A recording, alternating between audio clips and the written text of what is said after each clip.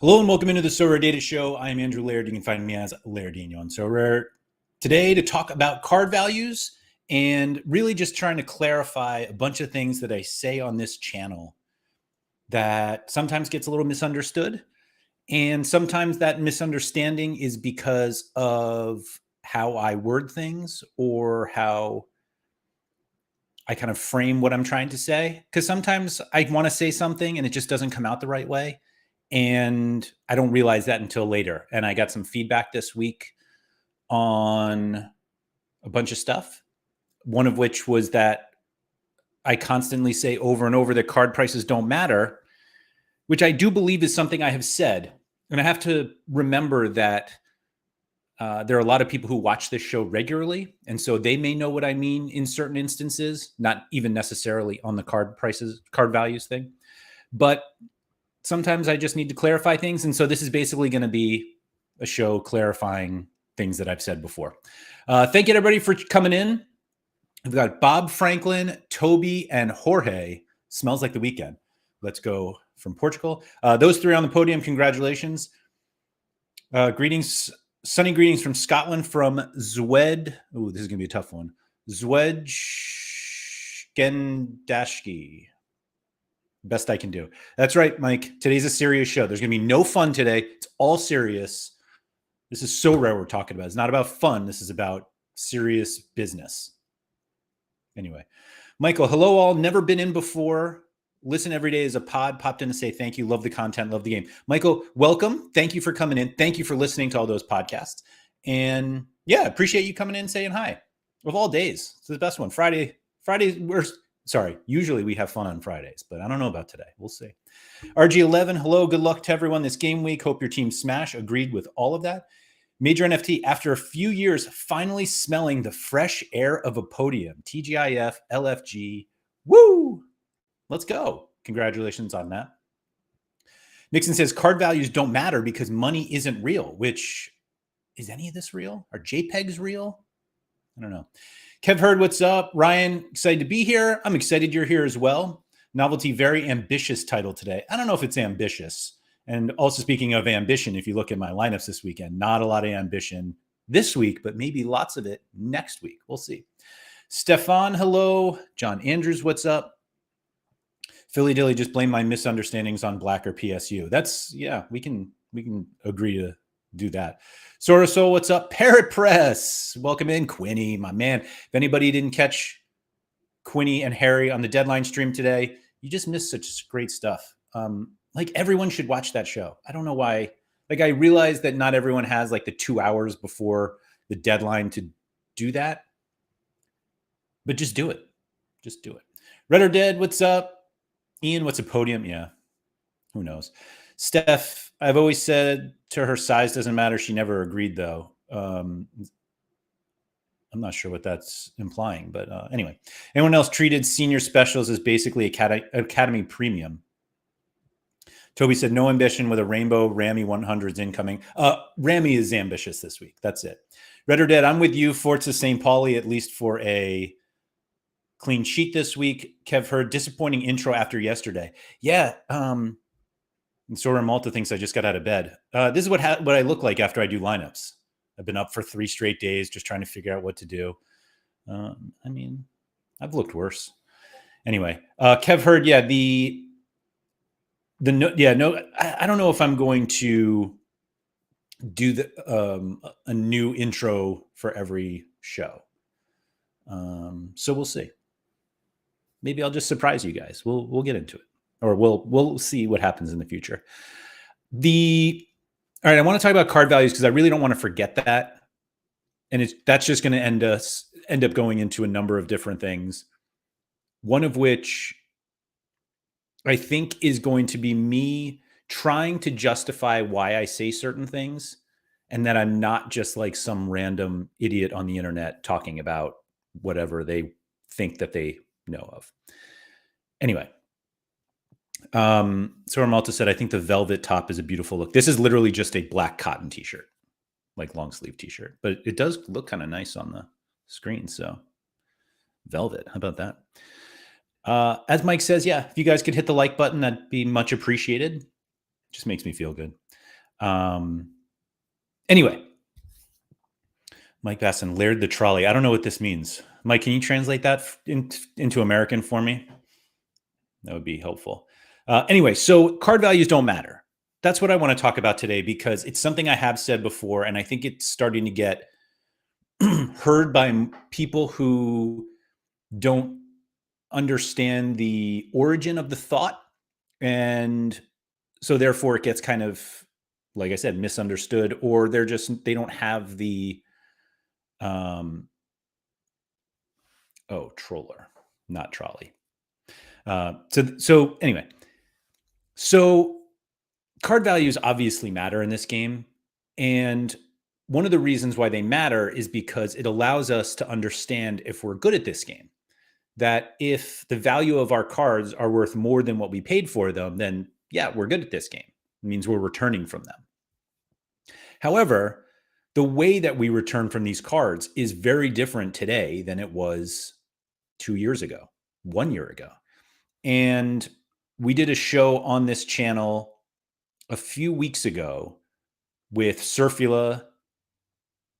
Was Gator Guy on that show? Yeah, I'm pretty sure it was both of them. Although now that I say that, I don't remember. But anyway,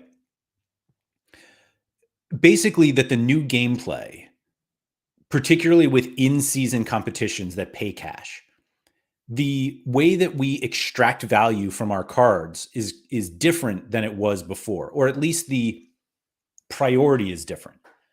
That instead of buying cards and having them all appreciate and then we can sell them for more, really the focus on card returns needs to be on rewards, whether that's cash rewards or winning cards and selling those cards or using those cards to win more cards, whatever. What we win from our cards is our real return now. And that's not to say that cards will always go down, but a lot of them are going to. And once you buy a card, theoretically, so this is where it gets a little tricky, because this idea, I think there was a tweet somebody sent. I apologize because I don't remember who it was, but it was showing the price paid for an Erling Haaland at the beginning of the Premier League season, and then what it was now, and it was basically 50% today. And the tweet was like a classic, how can you have a game where these cards are worth so much less? And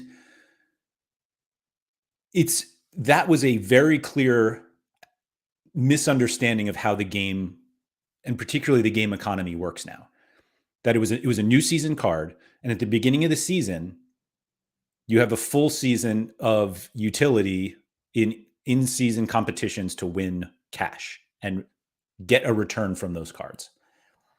And so there's almost nothing that Erling Haaland can do between August and April that would make his card price significantly increase without a significant increase in demand for that card, which is lots and lots of new users. And Toby's saying that tweet was really dumb, but I don't think it's dumb. Like, I think I understand why people get upset about it. And on the flip side, I think they need to understand like why it happened. And it didn't happen because like, oh, Sorare sucks. And everything they're doing is like killing card values. Like, that's not the reason. And so that's where we have to go. And so Ryan, it's funny you bring this up. Ryan said it's like selling a used car and complaining you paid more when you bought it new.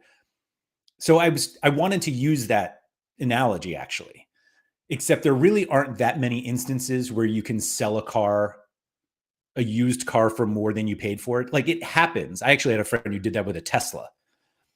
Like, he owned it for like 4 years and then sold it for more than he paid for it, which is crazy.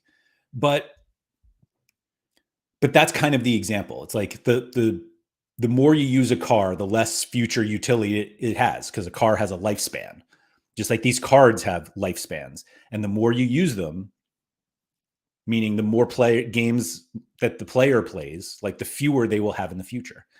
And so the way we need to start thinking about this game is you're buying pieces to play the game. And those pieces generally will deteriorate in value over time because they have less utility.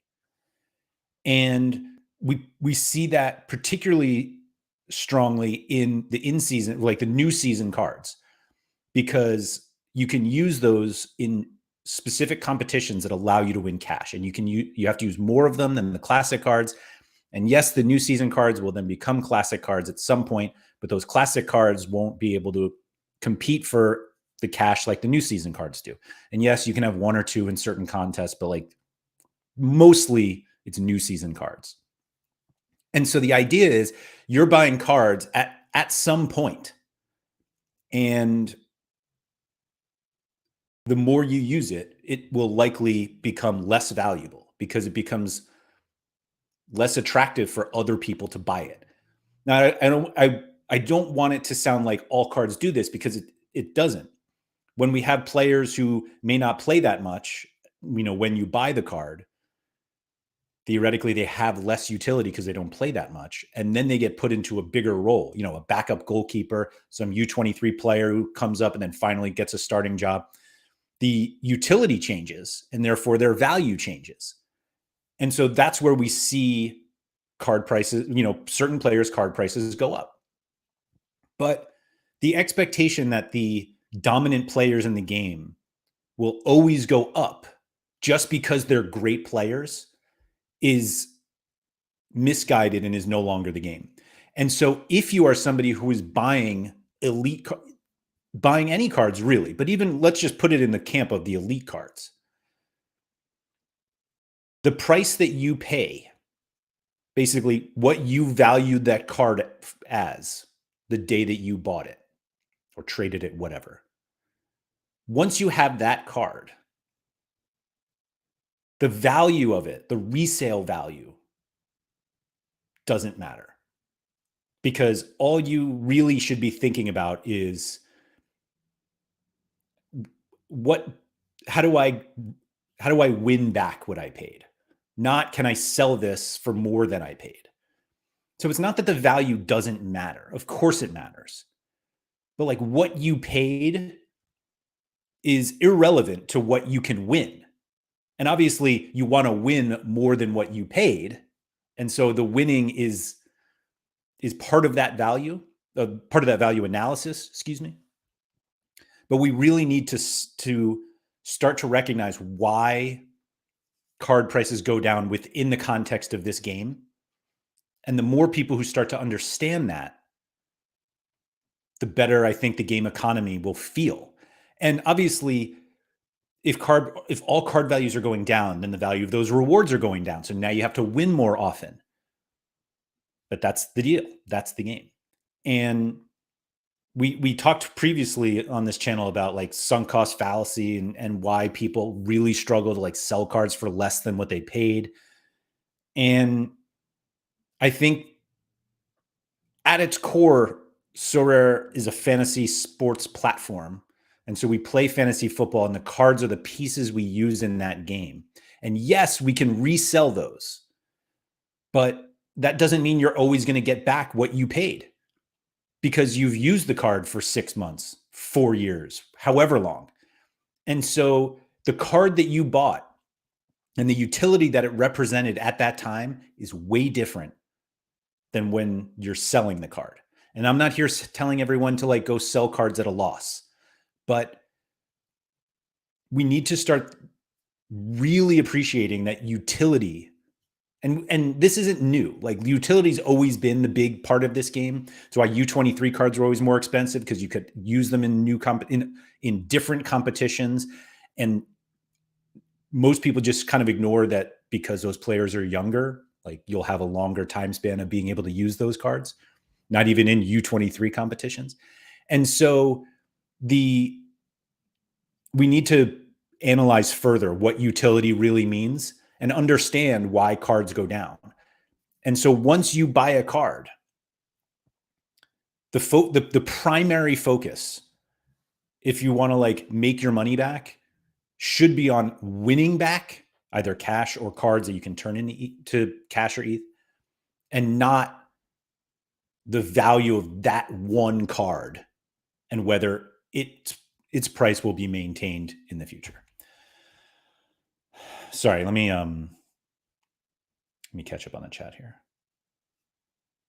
And Mike, it's funny you said this. So using the car example, unless it's a classic car, but most people, and I'm not saying everybody, but most people tend not to buy a new car and hold it until it's a classic car and then sell it.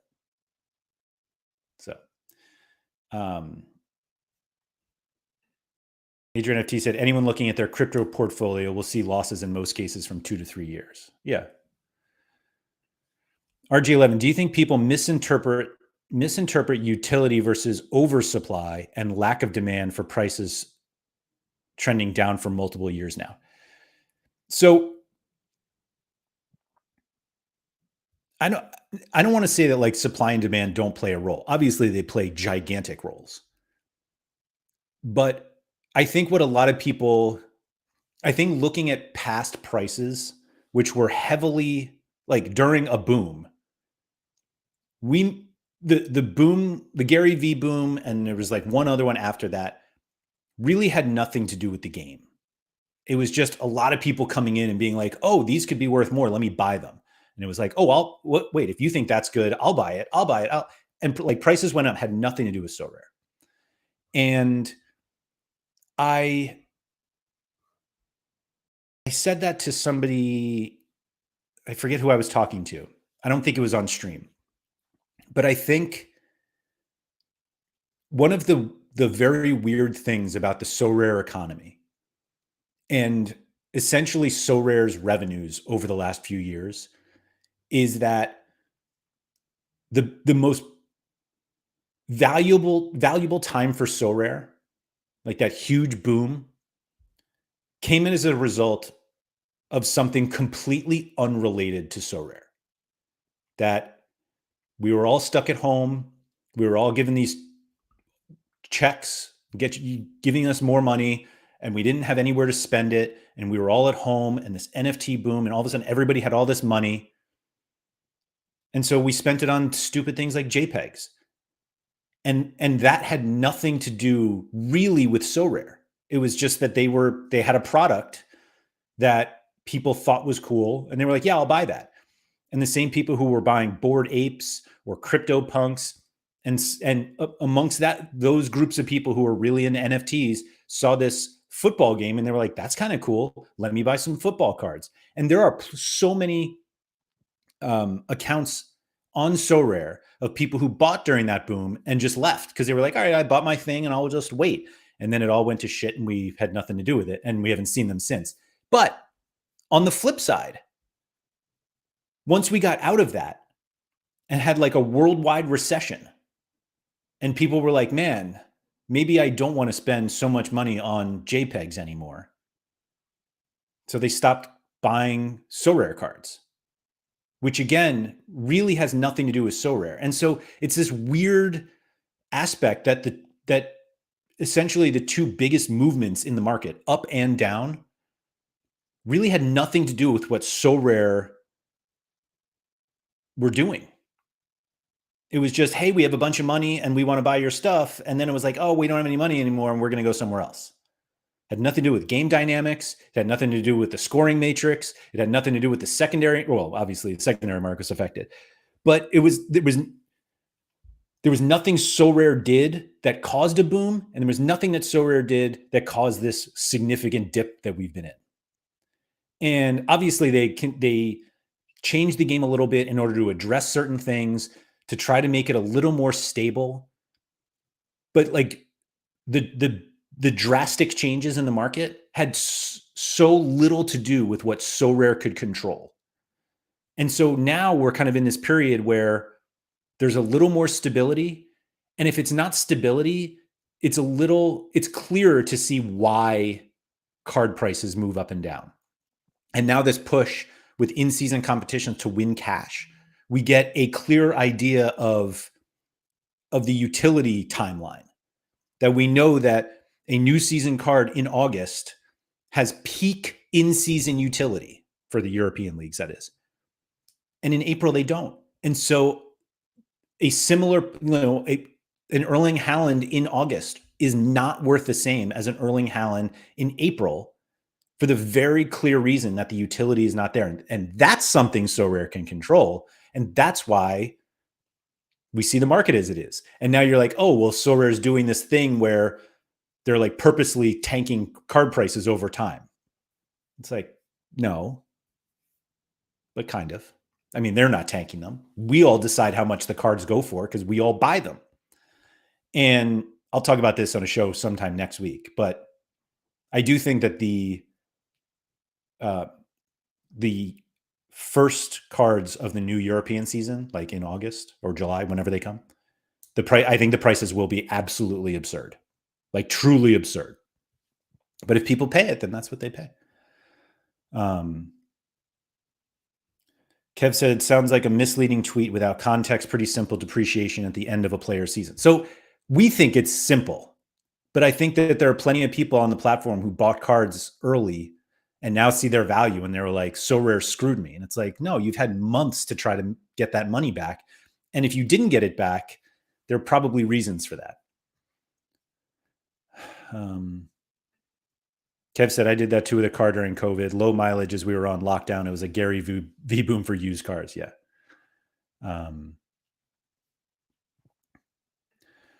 Malky said, I know he has one more season, but some people might be cognizant now that Haaland won't be U23 for much longer. I would normally go for U22 or less for buying players for that competition. I'm not even sure how many people play Haaland in U23.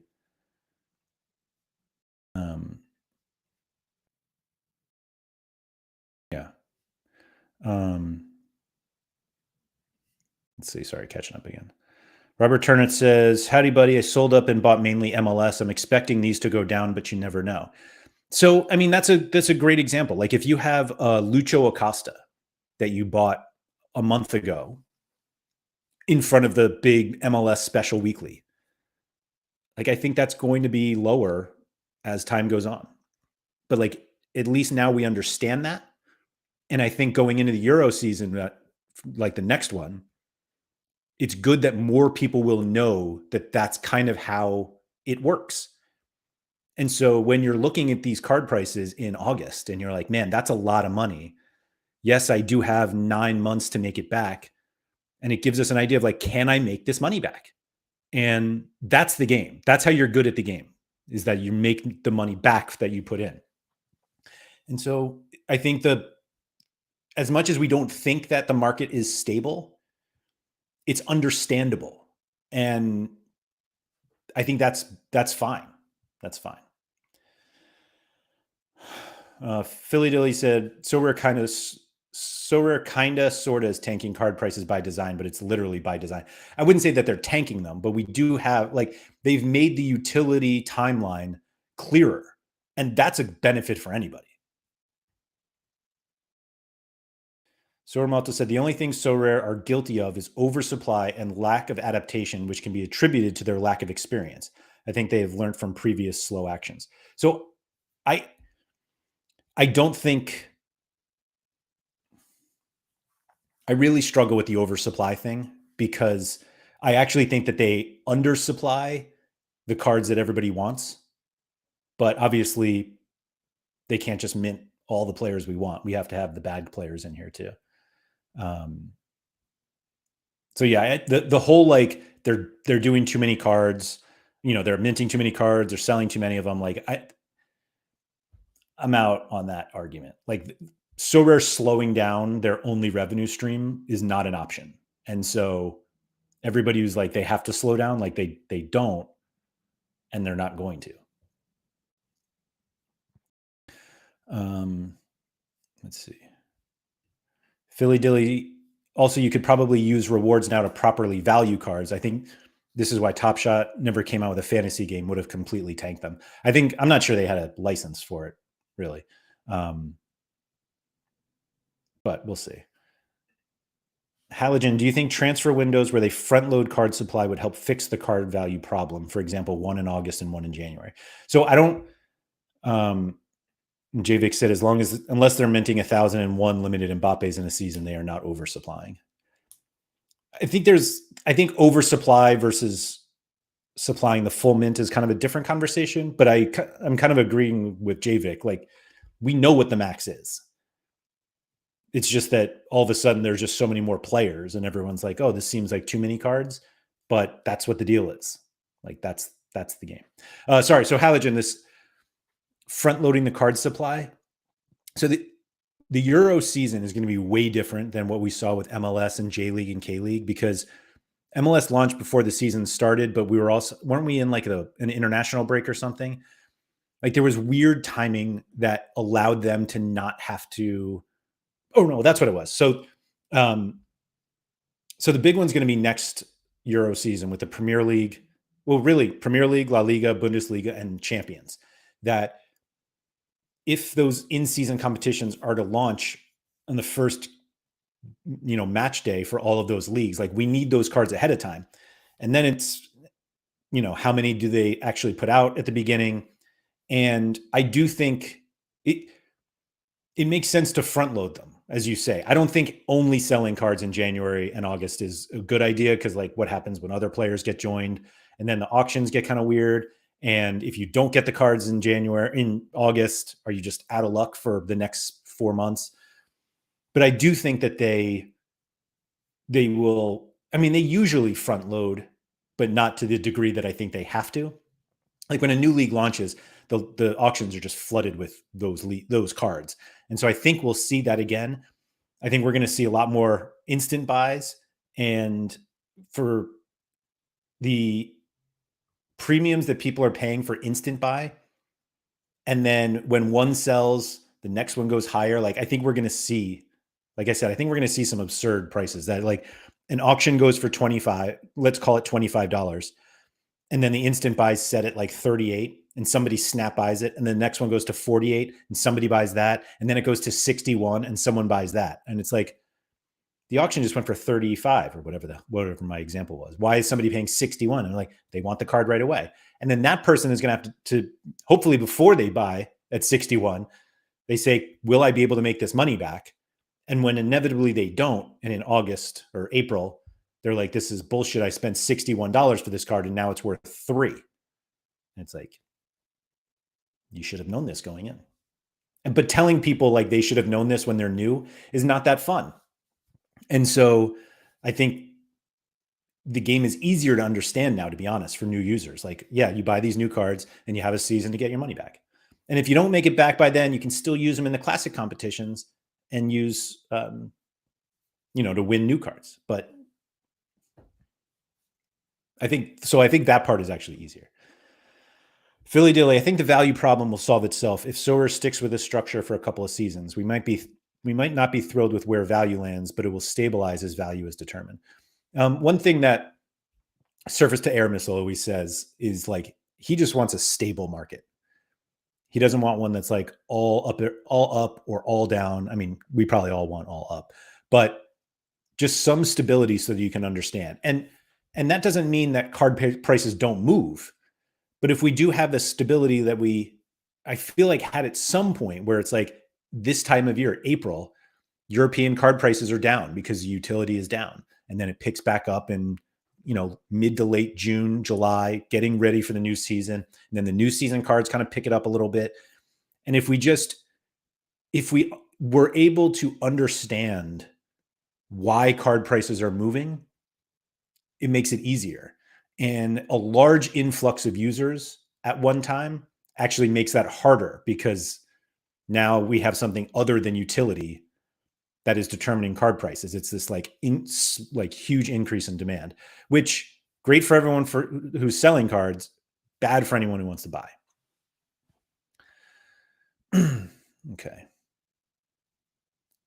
Every card goes to zero and always had. It's just how much you can get out before it does. Yeah. And I think the new structure makes it easier for us to understand that. Josh Logan, hello. I don't recognize that name. Apologies if you're always here. Surely front load is a good idea. From their point of view, sell when the utility is maxed out and demand is the highest. Then we know supply is low going forward, so subsequent auctions maintain more value.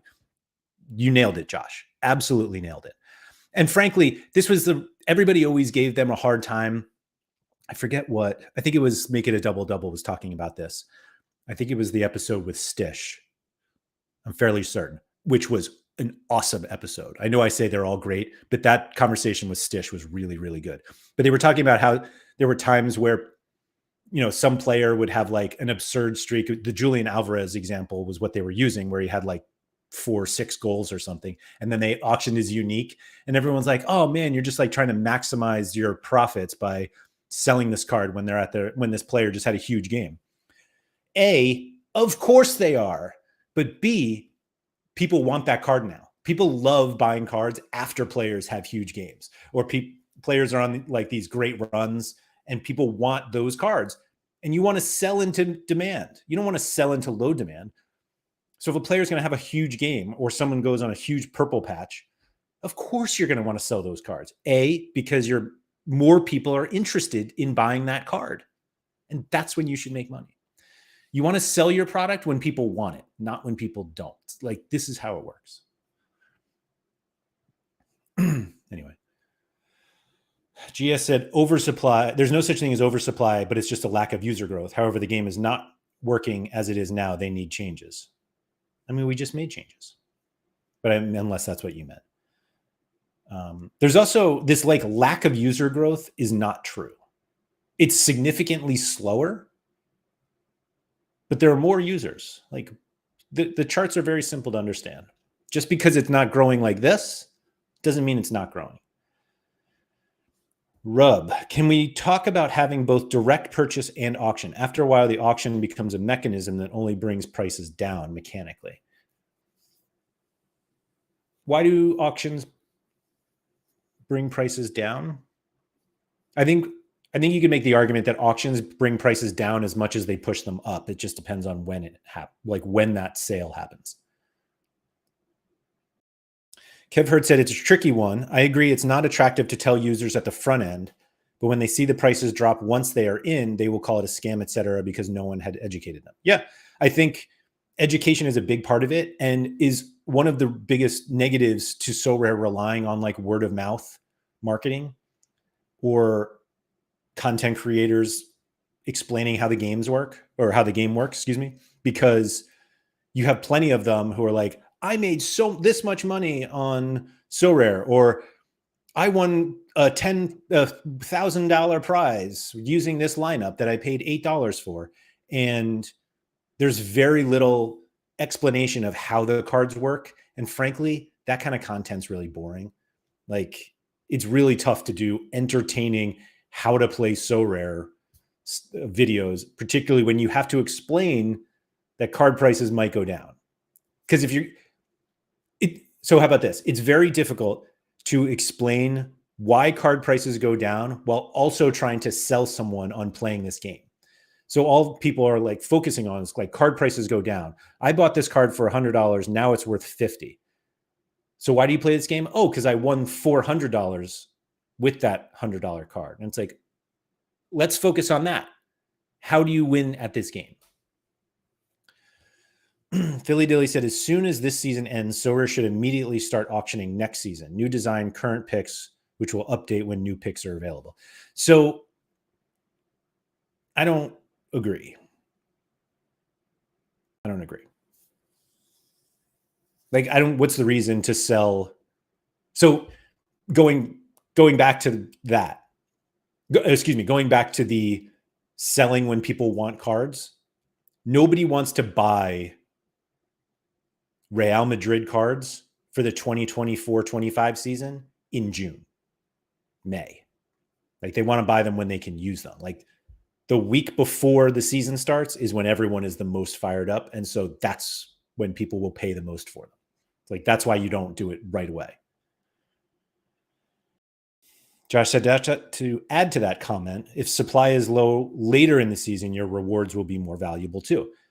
So I don't know if that's entirely true, because theoretically, there's still like seller supply. It's just more secondary market than primary, but I kind of get it. Major NFT, do you think one solution is more price transparency in bid screen on the cards? Average value, lowest and highest. Sometimes you don't have time to do as much research in an auction closing fast. Average value. That's why you use Sorare data.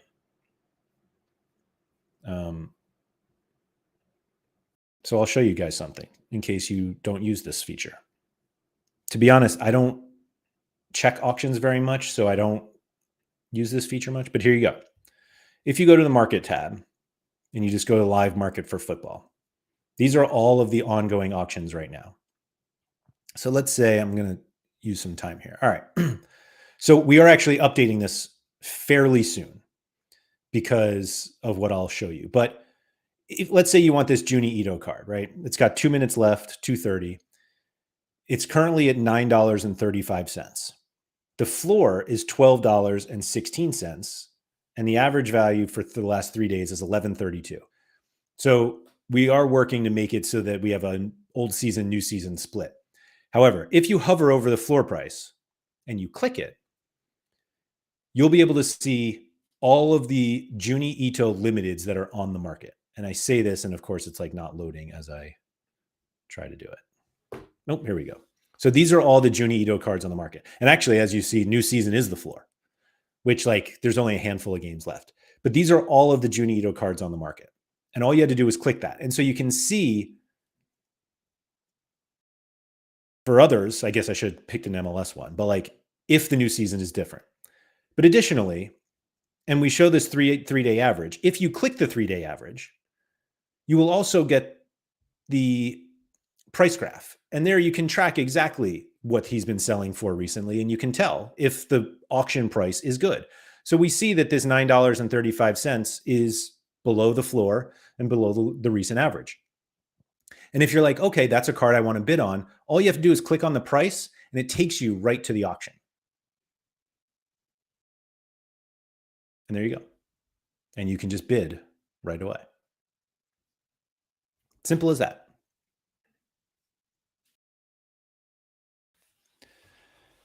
I have no idea if that's what you meant, Major NFT, but it allowed me to do that.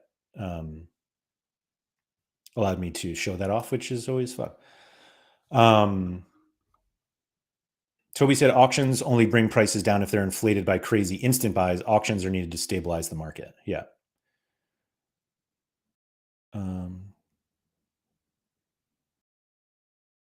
So Rub said, because you only buy at auction up to the buy now sale price. If the auction goes above the buy now, then you just buy that one instead. So it essentially has a downward pressure on prices. I wouldn't say it's a downward pressure, but maybe it doesn't have unlimited upside. But also not every player has a buy now option.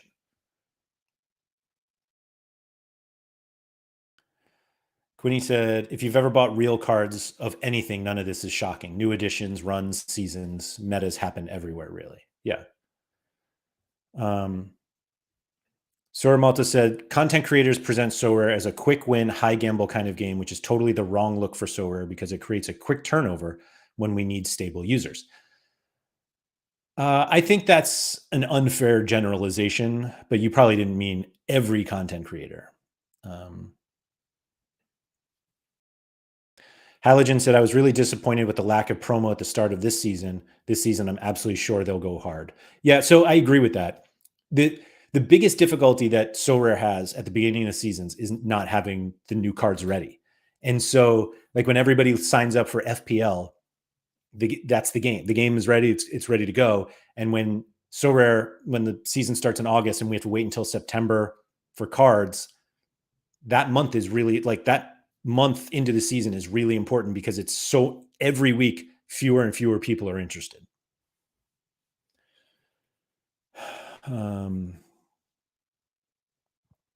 Oh, how about that?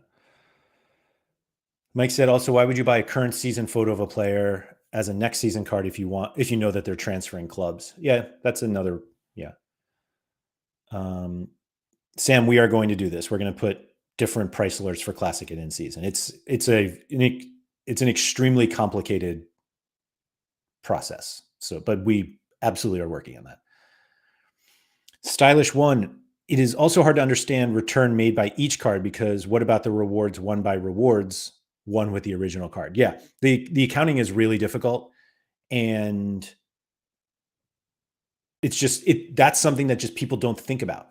And because it gets too complicated, you're like, oh yeah, I bought these 5 cards and they won another card, or they won 2 cards, and then I use those 2 cards to replace 2 of these, and those won cards.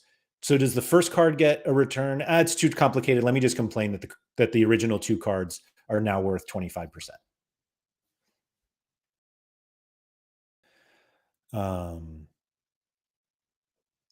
Gia said, so from collect, train, scout, research, own your game to, hey, everybody, just buy new cards all the time.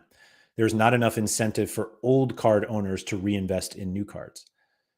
I mean, there are lots and lots and lots of people who do that,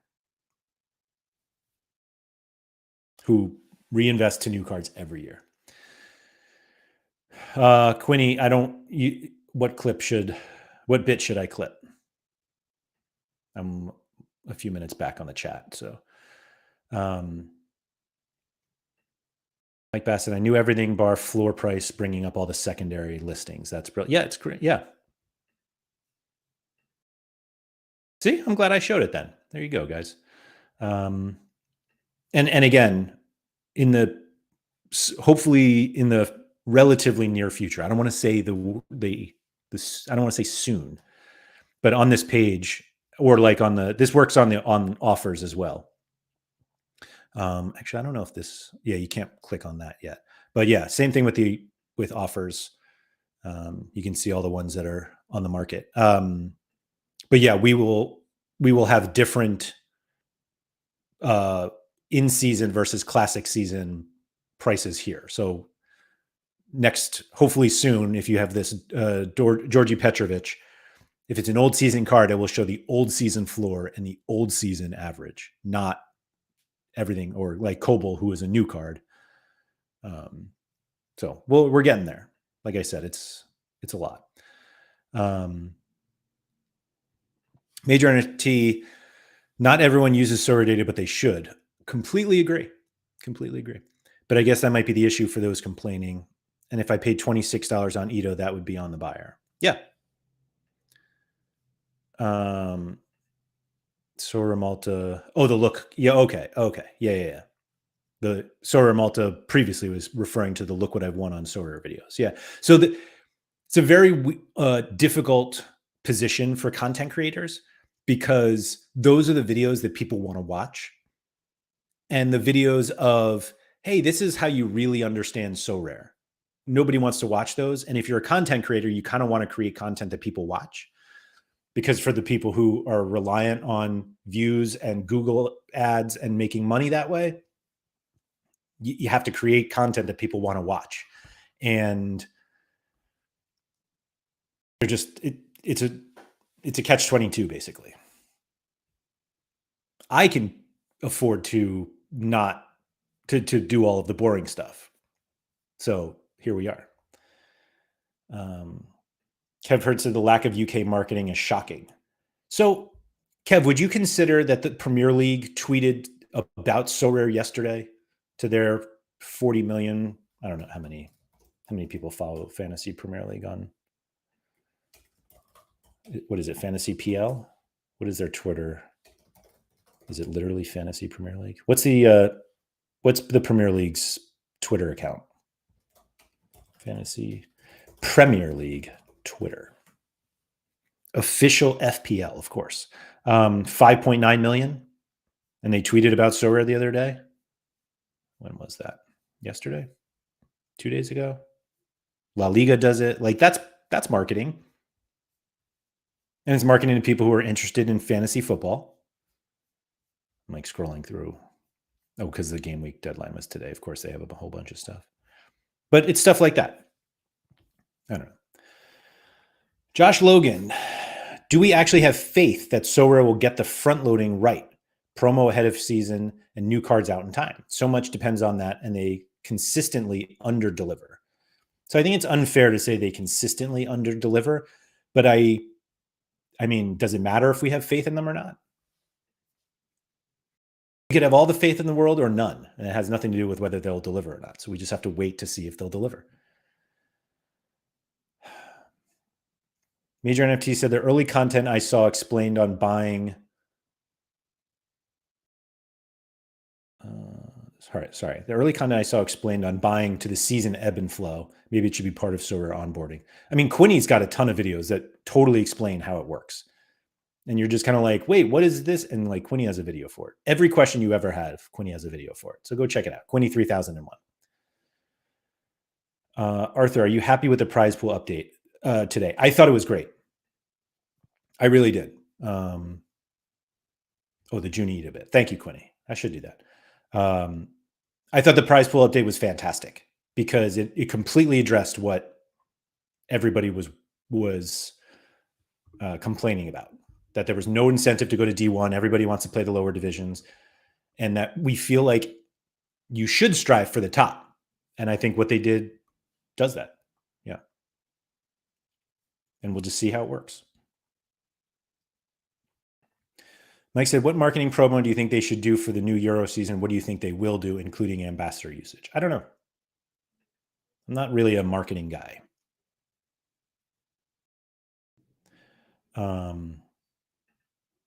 I don't know. Sorare, but you're creating content so that you get views, not to the benefit of Sorare. So Sorare relying on content creators for getting those highly viewed videos is not actually beneficial, in my opinion. Yeah, I think it. Like I said, what people want to watch doesn't necessarily help them at Sorare. And so if you are somebody who got into the game and you're like, oh, I really want to be good at this and really understand it, there is content out there that explains it all.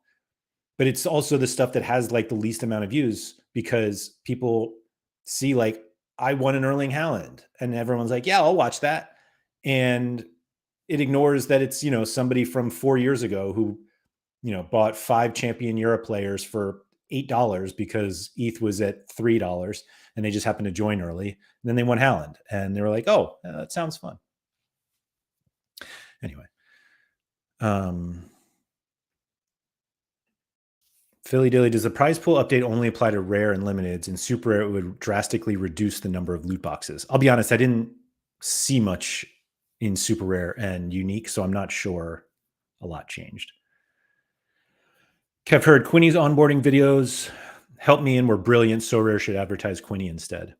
Yeah, I mean, the hardest working guy in So Rare. He's like, honestly though, if you ever have like a question, there is a video on Quinny's channel that explains it all. Toby said, I noticed when looking through the divisions today that they already balanced divisions a lot in the in-season comps. Yeah, it does. Like, I think they're doing what they told us they were going to do. They were going to let it play out a little bit, listen to feedback, and make any changes. And it's exactly what they did. And now we play with the new one a little bit. And if there are any changes from there, like they'll do it. That's literally what this transition period is for, so that it's all right in August when all the new users come. If they come, who knows? All right. I caught up on the chat. I talked about the value stuff. Seriously, everybody should go over and subscribe to Quinny's channel.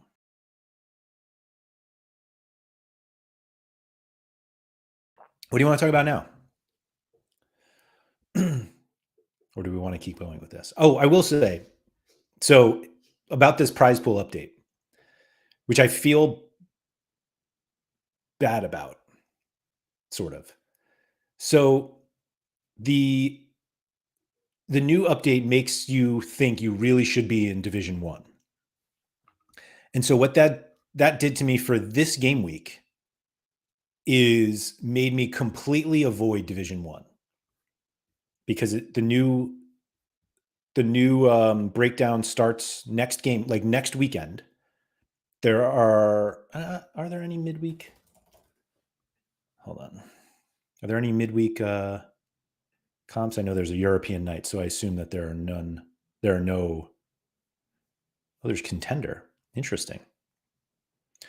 But basically, if I had a Division One in this current game week, a Division One entry, I didn't enter it strictly because I didn't want to get relegated. And what I want to do is get more lineups into Division One. So, like you see here, it's just like 3, 2, 2, 2, 2, 2, more 2s and 3s, and then the non divisional lineups. But I'm using this week to get into Division One, and then domination.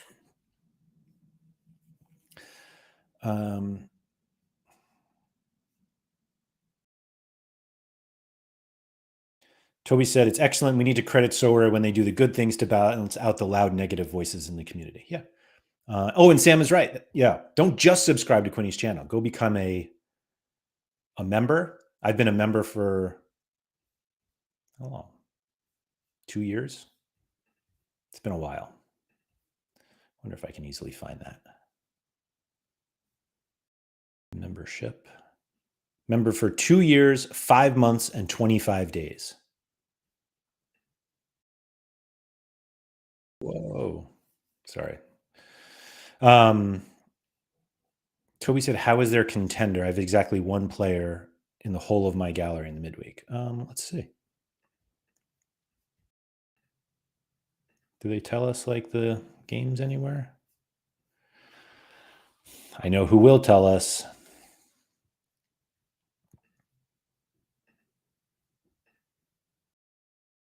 Is there J League next week? Oh, contenders. Now, some of these don't count, but like this one will. Boca. Oh, we have like Argentina playoffs. Oh, Estudiantes, Boca. That's not good. Yeah, J League, little Serie B, Chinese Super League. Then we're packed. Oh yeah, little midweek Nasang Ho. Let's go. There's probably not even that many. Well, I guess K League, probably like before the weekend. San Frecce midweek. Okay. Oh, Gamba. I haven't even looked at my lineup, so let's go. K League's all up in the midweek. Okay. Yeah, bunch of Yep. Let's go, Nicola. He's going to concede at some point, I'm sure. Anyway, what do you got, Philly Dilly? For what it's worth, I don't like reducing the pros and rels. I kind of like the idea of those being very fluid. They might still be fluid, but it just felt a little too much every game week. Like it was a bummer in Division One. Like if you had one bad score, it was like you're out. And Sean has always, or DNP, Sean's always described that as like a double punishment, because not only do you get nothing from the game week, you also get relegated next week, like for next week. Yeah, so that's it.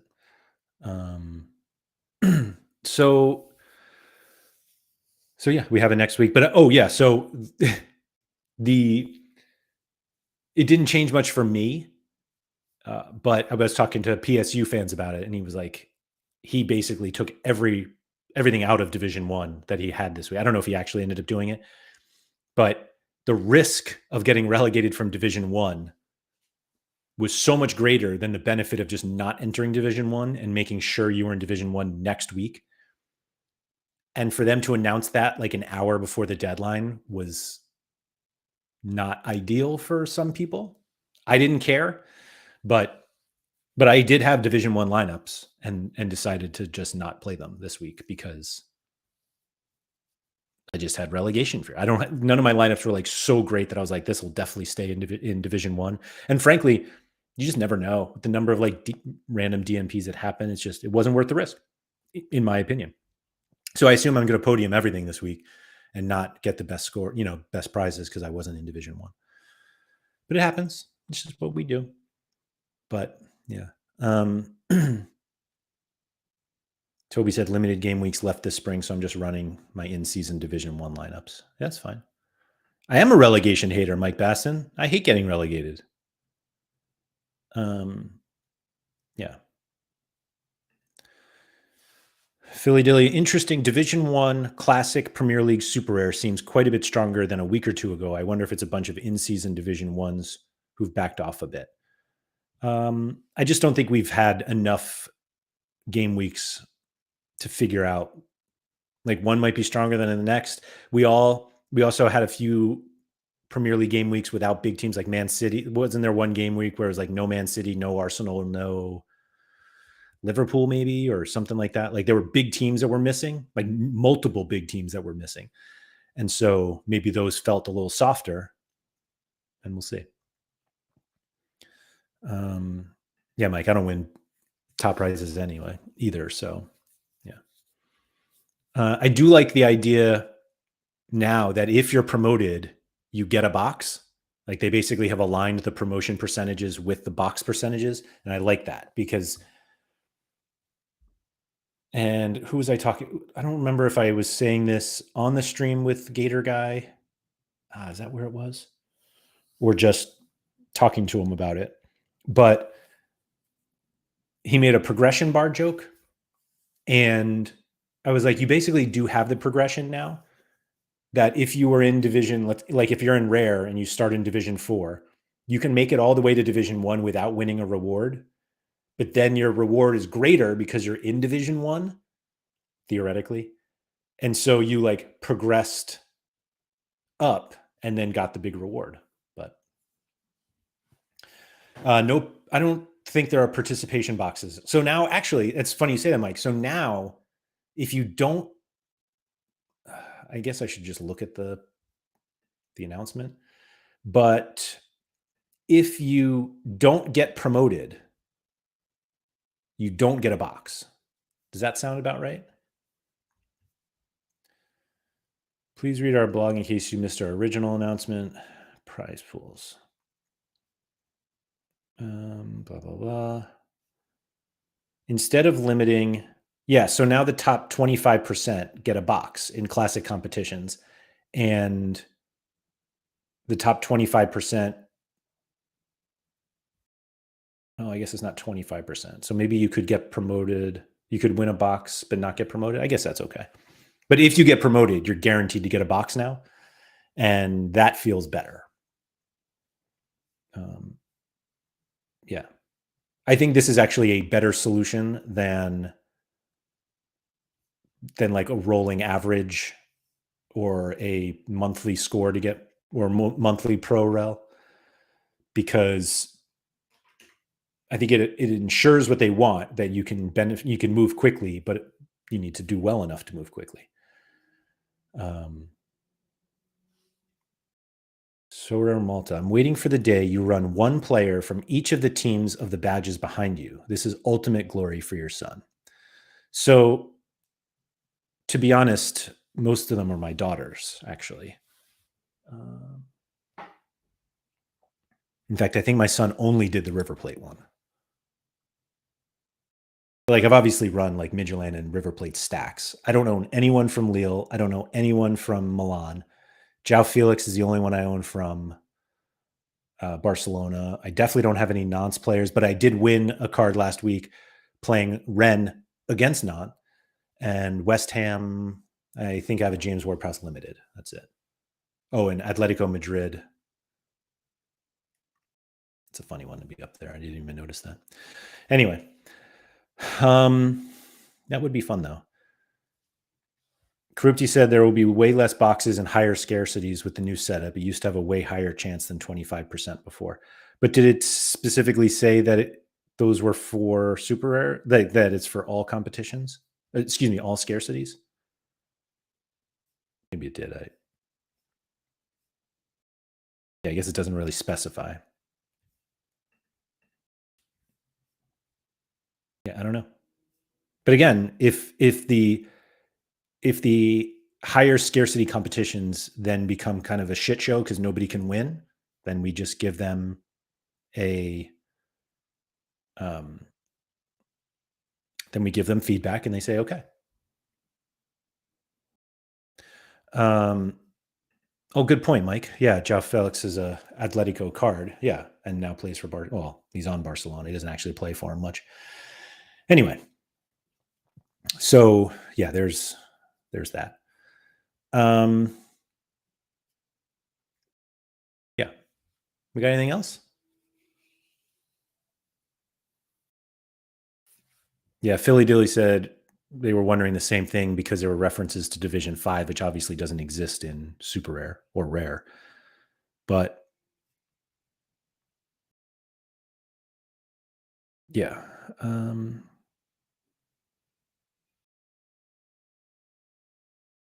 I do like we will increase the percentage of lineups that it is rewarded, that are rewarded in the top divisions. So, because I think the frustration was this score that I got in D1 would have gotten me a reward in D2, and somebody who scored less than me in D2 won money, and I didn't. And that doesn't make sense. You shouldn't score more points in the hardest division and be left out for nothing. Toby said, stretch this for 30 more minutes so it ends at kickoff for the Fitz show. I don't think I have 30 more minutes in me. Do we even have 30 more minutes of stuff to talk about? Speaking of things to talk about, though, Sean and I have a topic for Monday. I like joked last week that we had no topic, like 5 minutes before we started, and then this week I actually thought of one. Now I can't remember what it is.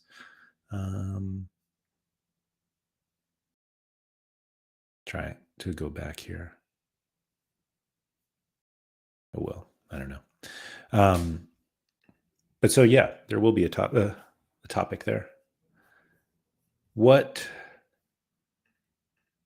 Let's see.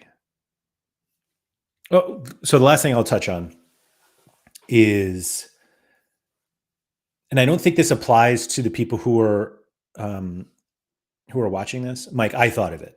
I thought of this topic for Monday.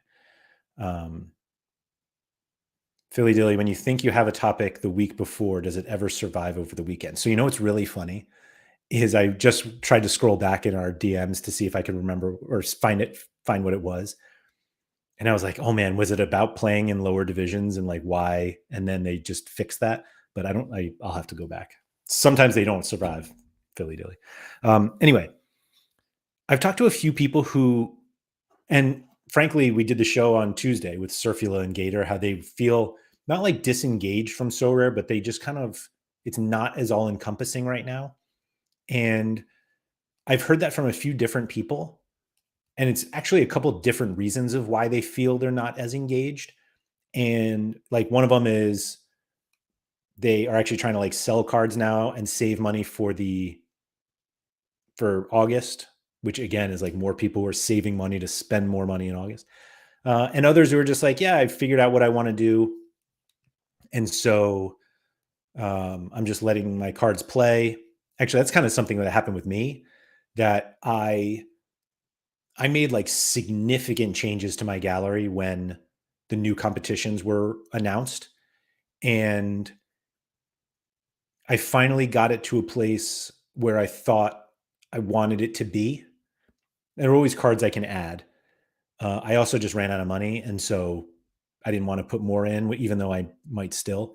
But it finally felt like my gallery was close to what I wanted it to be, that I was just like, all right, I'm just going to like let the cards play. I'm going to stop degenning into cards late, even though I literally did it this week. But it's to a much lower extent. And I had like a number of injuries to players in my gallery, like very important players. And I was just like, you know what? I just got to like stay where I am. Hope that they're good for next season. But I think there were basically three responses that you could have had to the changes that they announced. It's like you could do nothing and kind of wait to see where your gallery was with the changes.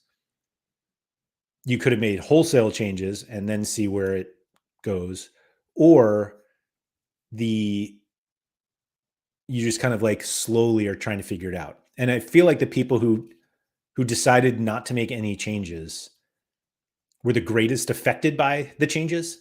And it sounds a little weird, but like people who were doing well in the game previously Sorare announced all these changes. They didn't really change anything, and now they're not doing as well. Like they were set up for the previous game, and they're now, if you were perfectly set up for the previous game, the new one is very different. And so there's not going to be many galleries that are just like, oh yeah, I'm perfectly set up for this. And like Sean could make the argument that his is, but like he just has so many cards that, yeah, he's set up for it. But Philly, it's a weird balance between adjustments and patience. Yeah. It's, yeah, we'll see. Mickey said Haber said something similar on this week's Ramble. He felt like he lost his edge, which was rare pro, and then feels less engaged after the change. I haven't listened to this week's Ramble, but that's a very clear example. Like he was set up really well in the last, like under the old rules. So they announced all these changes and he didn't really change much, and he's not winning nearly as much. And that obviously feels bad. But also, like, if you don't make any changes, like it's not going to work out the same way. And so, like, I understand why he feels that way, but I think we all could also understand like why he's not having as much success. And there are plenty of people that applies to. And if moving your gallery from what it was to what it needs to be moving forward, if you don't like that, then I understand not playing anymore. I do think it's better to look at the game now and say, do I want to play that game? As opposed to, do I like the old system better? Because we're not going back to it. And so, like, looking back and hoping for something that is not going to happen, I think is really unhealthy. In the same way of like looking at your card values from 2 years ago. Boy, it would be great if card prices were back there. And it's like, well, they're not there right now. So stop hoping that they'll get there and doing nothing, whereas you can do something about it. Sorry, it looks like I'm missing a book on the shelf. I don't even remember what book I took out. Surface, good morning. Toby said Santi Cazorla definitely retiring this weekend that Laird because Laird bought him. I didn't even buy that card to play it. For those of you who don't know, I bought a Santi Cazorla jersey mint purely as a collectible because he's my all-time favorite player. Major NFT said, I know the removal of cap 240 will hurt me the most, but I'm addicted to the threshold. I mean, we got a few more months left. But once that happens, you need to realize that if your gallery is perfectly set up for cap 240, when that goes away, like, you're going to have to change something. You can't just keep playing those cards and expect to have the same level of success. It just won't happen. I guess I should go listen to the Sorare Ramble. Sorare Malta, not acting quickly can sometimes be a hindrance and can sometimes be costly. It is entirely dependent on circumstance. Absolutely. Absolutely. But I think there's a lot of, and this isn't about Haber, because he's actually much more in tune to this, but there are like a lot of people in this game who do some sort of strategy or buy certain cards, and when it doesn't work, they just hope that the game adjusts somehow so that it does work, and that's not going to happen. Like, Sorare is not here to rescue all of us from our bad decisions. Yeah, that's all. I guess I still have the latest Make It a Double-Double to catch up on, which ironically is with Chris from the Sorare Ramble. And then I should listen. I guess the Sorare Ramble was first. They were talking about Make It a Double-Double. I don't know. But I got some podcasts to catch up on. And so I'm going to go do that. I'm going to go take a walk. I basically sat for 2 hours watching Quinny while doing my lineups, and then I had to do my baseball lineups, and then got ready for this stream. And so I need to get out. I need to get out and walk around and listen to a podcast. So I'm going to do that. So yeah, thank you to everybody for coming. If you have not liked the stream yet, let me see how many people we got here. 72 as of right now, 26 likes. Come on, guys. Come on. This is why content creators stop doing content. I'm just kidding. I mean, I'm not. Maybe they do. I don't know. But more likes is always appreciated. So yeah, thank you everybody for that. We have a great show on Monday with Sean of a topic I can't remember, but I promise we will have a good one unless this new update killed it. And then I'll have to think of something else. I'll also be back with Harry for the game week preview on Monday to talk about this this midweek that we have in contenders. So yeah, I hope all the DNPs are not with you and with other people for this game week so that we all have a chance. And may the decisives forever be in your favor. Good luck, all.